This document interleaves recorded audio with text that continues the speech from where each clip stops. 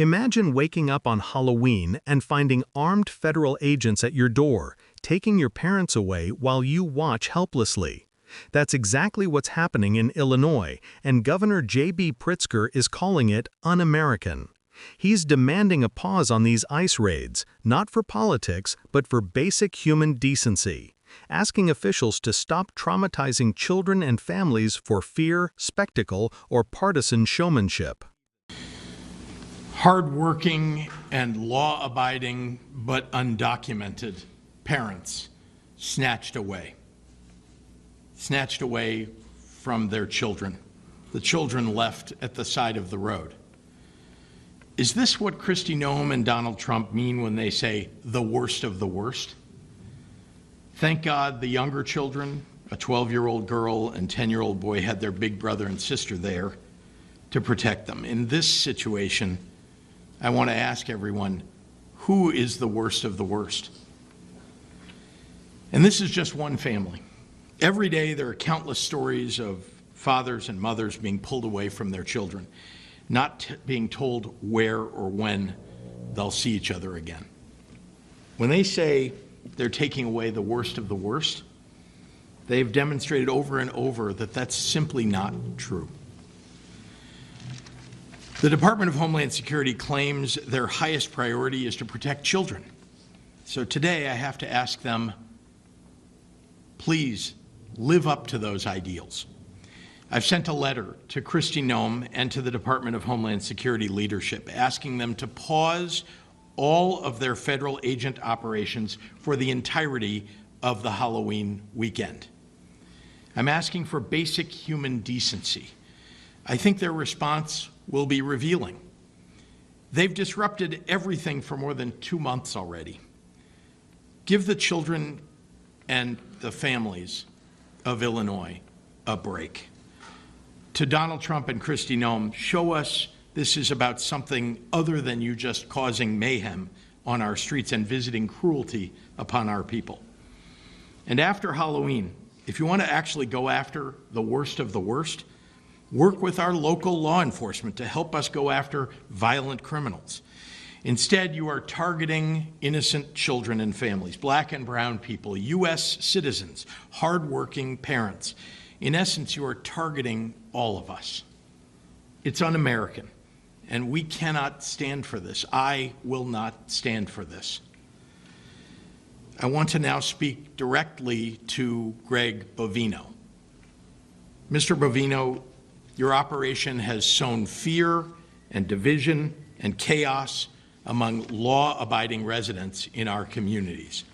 If you are unwilling to cease operations and leave our city, can we at least agree that our children should not be victims, especially on Halloween? Can we agree that there is no imminent threat that should disrupt their holiday? No child in America should have to go trick-or-treating in fear that they might be confronted with armed federal agents and have to inhale tear gas. I honestly can't even believe that I have to make this plea. This is not the America that I know. I ask you to restore some sanity for the sake of our children.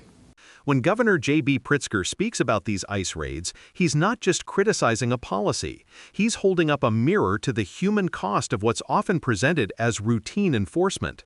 Picture a family, parents who work hard, follow the rules, and contribute to their community, suddenly ripped away in the middle of the night. Their children are left frightened, confused, and vulnerable, unsure when or if they will see their parents again.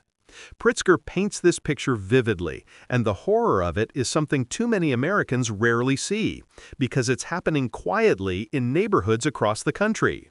He challenges the administration directly, questioning their repeated claims that these raids target only the worst of the worst. That phrase has become a shield, used to justify actions that, in practice, devastate ordinary families.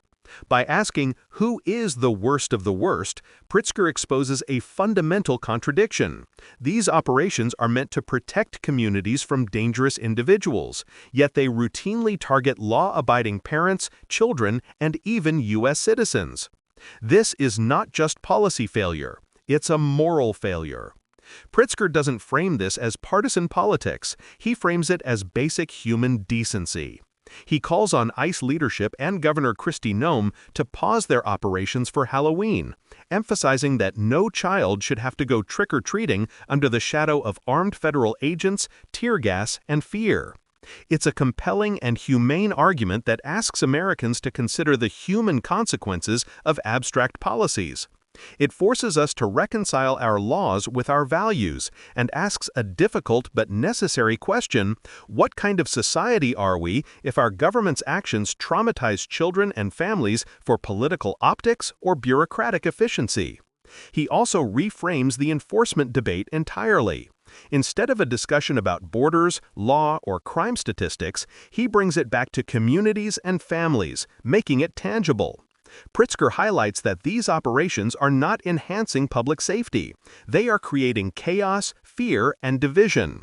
He urges authorities to work with local law enforcement when the goal is genuinely to target violent criminals. But the raids as they are currently executed sweep up innocents, black and brown families, hardworking parents, and children who have done nothing wrong. At its core, this is a fight over the soul of America.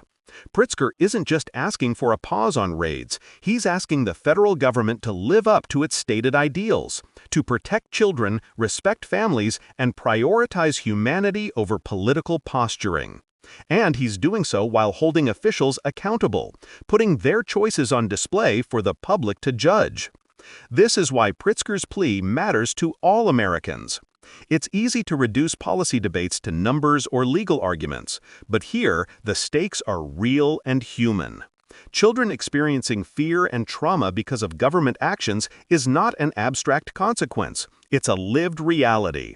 By highlighting this, Pritzker educates the public on how immigration enforcement, even when presented as lawful, can cross ethical lines if executed without humanity, transparency, and proportionality.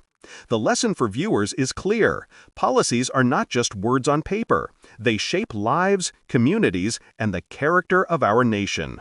When enforcement targets innocent families, the values we claim to uphold, justice, fairness, decency, are undermined. Pritzker's stance reminds Americans that standing up for the most vulnerable is not political, it is a civic responsibility. If you care about protecting families, defending human dignity, and ensuring government actions reflect American values, hit that like button, share this video, comment your thoughts, and subscribe to Left Lens. We go beyond headlines to explore what these policies really mean for the people who live under them, giving you clarity and insight that's often missing from mainstream coverage.